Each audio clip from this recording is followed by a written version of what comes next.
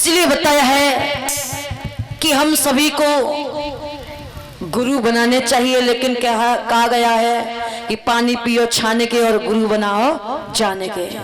पहले जानकारी ले लो कि वास्तव में जिनको हम गुरु बना रहे हैं वो बनने के लायक हैं या नहीं। कहीं ऐसा ना हो कि आप गुरु बना लें और बाद में आपको कुछ पता चले तो फिर आप उन्हीं गुरु से यानी घृणा करने लग जाएं। तो जैसे भी गुरु होते हैं तो गुरु की ना तो बुराई की जाती है ना ही सुनी जाती है। इसीलिए पहले आप उनकी जानकारी ले लो, कहीं बाद में ऐसा ना हो कि आपका मन थोड़ा घृणित हो जाए। तो भैया आजकल का है, आजकल तो ये हेरो है कि गलियन गलियन गुरुवा डोले और चेला मंत्र ले और तुम स्वर्ग जाओ चाहे नरक जाओ पर हमें दक्षिणा दो। चाहे कहूं जाइए हो हमें तो दक्षिणा ते मतलब है। तो इसलिए पहले जानकारी लो, जानकारी लेने के बाद में ही आप गुरु बनाओ। गुरु एक होता है जो कि गुरु की पदवी भगवान से भी ऊंची है।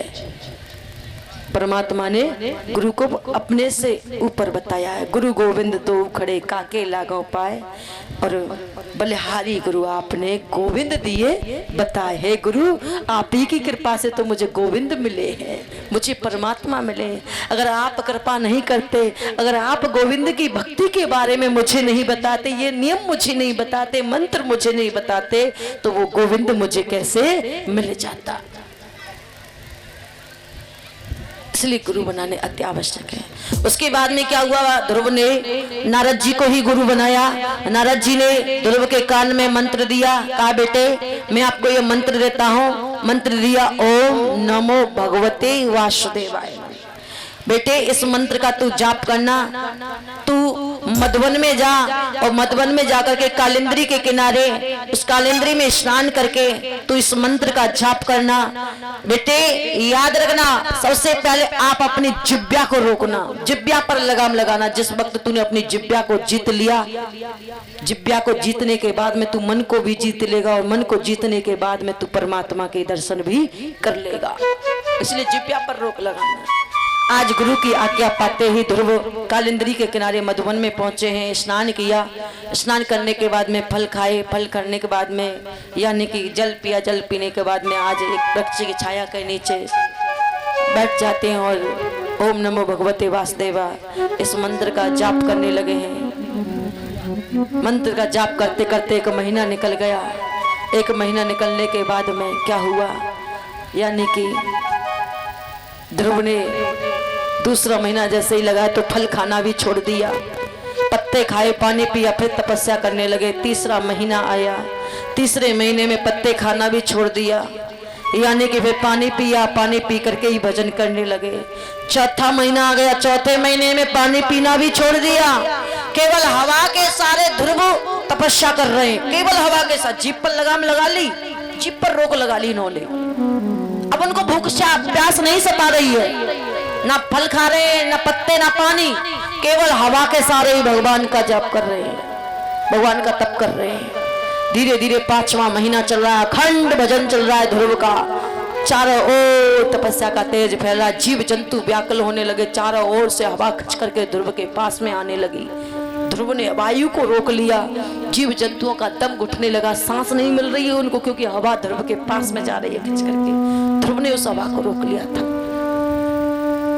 तड़प रहे हैं लोग बाग, क्योंकि सांस मिलेगी तभी तो जीवित रहेंगे। जो सांस ही नहीं मिलेगी, हवा ही नहीं मिलेगी तो जीवित कैसे रहेंगे। देवता इकट्ठे होकर के नारायण के पास में जाते। इंद्र का इंद्रासन हिलने लगा। इंद्र आदि देव भगवान नारायण के पास में गए, नारद जी भी पहुंच गए। हे नारायण, नन्हे से ध्रुव को दर्शन दीजिए। अगर आपने दर्शन नहीं दिया तो ध्रुव ने वायु को रोक रखा है। देखिए आप जीव जंतुओं को देखिए, सब लोग व्याकुल हो रहे हैं, उन्हें सांस नहीं मिल रही है, हवा नहीं मिल रही है, ये सब मर जाएंगे प्रभु, महा अनर्थ हो जाएगा।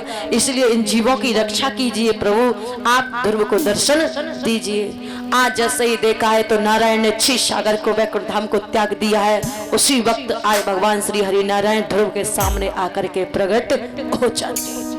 इंतजार कर रहे हैं कि कब ध्रुव आंखें खोले, कब मेरे दर्शन करे। कहाँ भक्त इंतजार करता है कब भगवान मुझे दर्शन दे। यहाँ उल्टा हो रहा है, यहाँ भगवान इंतजार कर रहे कब ध्रुव मेरे दर्शन करे। जब देखा कि ध्रुव के हृदय में मेरा स्वरूप विराजमान है, तब तक मैं उसे नहीं हटाऊंगा जब तक ध्रुव मेरे दर्शन नहीं करेगा। जैसे हम किसी का देवी देवता का भजन करते हैं तो उसके स्वरूप को लाना पड़ता है आंखों के सामने, तब भजन करने में मन लगता है। भोलेनाथ जी का भजन कर रहे हैं तो भोलेनाथ की स्वरूप को अपनी आंखों के सामने लाना पड़ेगा, तब भजन में मन लगेगा। ये नहीं भोले बाबा को तो भजन कर रहे हैं और दुर्गा मैया भैरव बाबा का ध्यान कर रहे हैं तो ऐसे भजन में मन नहीं लगेगा, ऐसे भजन भी माना नहीं जाएगा। तो स्वरूप को अदृश्य किया नारायण ने। जैसे ही आंखों के सामने से वो नारायण का स्वरूप हटा है तो तुरंत ध्रुव ने आंखें खोली, और जैसे ही आंखें खोली तो सामने देखा चतुर्भुज नारायण खड़े हुए हैं। हाँ पिताजी कह करके आज नारायण के चरणों में ध्रुव गिर गए। बोलिए नारायण भगवान की। नारायण ने ध्रुव को उठाया, प्रेम किया। मांगो ध्रुव, क्या मांगना चाहते हो, मैं धन्य हो गया आप जैसे भक्त को पा करके। देखो तो सही, खेलने कूदने की उम्र है और उस उम्र में आपने मेरी तपस्या की, मेरे दर्शन किए। धन्य है, धन्य आपकी जननी के लिए जो कि ऐसी जननी ने आपको जन्म दिया है। धन्य है। बोलिए ध्रुव क्या चाहते हो। ध्रुव तो स्तुति करना भी नहीं जानते थे, छोटे थे ना, इसलिए शंख को गालों से छुपाया। उसी वक्त माता सरस्वती कंठ पर विराजमान हो गई। आज ध्रुव स्तुति करते हैं, उसके बाद में कहते हैं प्रभु मुझे तो भक्ति दे दो, बस मैं आपकी भक्ति करता रहूं। भगवान ने देखा जब ध्रुव तपस्या करने के लिए आया था तब ध्रुव के मन में एक ही इच्छा थी कि चाहे कुछ भी हो जाए मैं सुरची माता को इसी जन्म में राज्य गद्दी पर बैठ करके दिखाऊंगा, चाहे कुछ भी हो जाए। लेकिन नारायण को देख करके भाव बदल गया। नहीं भगवान मुझे तो आपकी भक्ति चाहिए, मुझे कुछ नहीं चाहिए। भगवान ने देखा है जैसे हम मंदिर में जाएं, मंदिर में इच्छा लेकर है भगवान मेरे बेटा की नौकरी लग जाए, पूजा करें, भगवान दर्शन दे, उसे भाव बदल। नहीं भगवान मौका छूना चाहिए, बस वो तो तुम्हारे दर्शन चाहिए। तो भगवान देखते हैं कि पहले इच्छा क्या लेकर के आया था, पहले इच्छा क्या लेकर के आया था, इसलिए मुझे पहले इसकी इच्छा पूरी करनी है। तो इसकी इच्छा पूरी होगी तो और इसके मन में भाव जागृत होगा। तो आज कहा कि ध्रुव जाओ, जा करके पहले आप कुछ समय के लिए राज्य भोगो, लेकिन जब भी आओगे तो मैं तुम्हें एक ऐसा पद दूंगा जिस पद के लिए योगी जन जन्म जन्मांतर तक तरसते हैं, मैं आपको वही पद दूंगा। तो आज ध्रुव ऐरावत हाथी पर बैठ करके चले हैं। अपनी राजधानी में पहुंचे, सैनिकों ने देखा, जाकर के उत्तानपाद से सारी बात बताई। उत्तानपाद अपने मन में विचार करते हैं कि कहाँ मैं बूढ़ा हो गया, अभी तक मैंने भगवान के दर्शन नहीं किए, और कहाँ देखो नन्ना सा मेरा बेटा ध्रुव दर्शन करके आ रहा है। उसके बाद में ध्रुव सबसे पहले सुरची के पास में गए थे। सुरची के पैर छुआरी, मैया अगर आप मुझसे ऐसे शब्द नहीं बोलती तो शायद मैं नारायण के दर्शन नहीं कर पाता। धन्य है माँ आपके लिए, आज आपकी वजह से मुझे नारायण के दर्शन हो गए। माँ ऐसी माँ तो सबको दे, सुरची को ही बढ़ावा दे दिया ध्रुव ने। यही होती है संस्कारी पुरुषों की पहचान, जो कि सामने वाले को बढ़ावा दे देते हैं।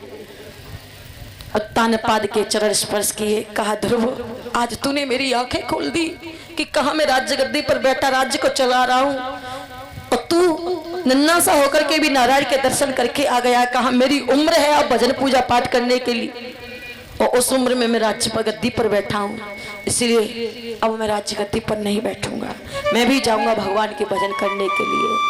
उसके बाद में क्या होता है, यानी सुनीति के पास में गए। जिस दिन से ध्रुव गए थे उस दिन से लेकर के आज तक सुनीति ने ना तो कुछ खाया था ना कुछ पिया था, बस भगवान का भजन करती रहती थी। हे प्रभु मेरे ध्रुव की रक्षा करना, मेरे ध्रुव की रक्षा करना। जैसे ही ध्रुव आए कलेजे से लगा लिया, कहा ध्रुव आज मुझे लगा है कि आज मैं पुत्रवती हुई हूँ, आज मुझे लगा कि हाँ आज मेरा भी कोई बेटा है, मेरा पुत्र है। तभी तो कहते हैं संतान एक नहीं, संतान एक होनी चाहिए 10 नहीं, लेकिन हो ऐसी संतान जिस संतान पर माँ बाप को गर्व हो कि हाँ वास्तव में हमारी ये संतान है। माँ बाप का